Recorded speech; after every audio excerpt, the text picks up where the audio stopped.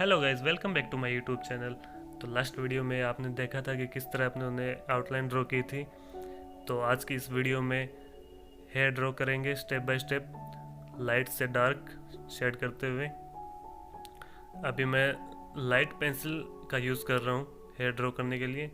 Hair draw करने के लिए अपने हेयर की डायरेक्शन में स्ट्रोक्स लगाते चलेंगे। पेंसिल को थोड़ा पीछे वाले हिस्से से पकड़ लेंगे जिससे कि प्रेशर का अप्लाई नहीं होगा, पेंसिल लाइट चलेगी। तो इसलिए अपने रेफरेंस फ़ोटो को देखते हुए हेयर की डायरेक्शन में स्ट्रोक्स लगाएंगे धीरे धीरे। उसके बाद डार्क पेंसिल का यूज़ करेंगे। इस तरह स्टेप बाय स्टेप हमने हेयर ड्रॉ करेंगे। तो मैं वीडियो को फास्ट कर देता हूँ।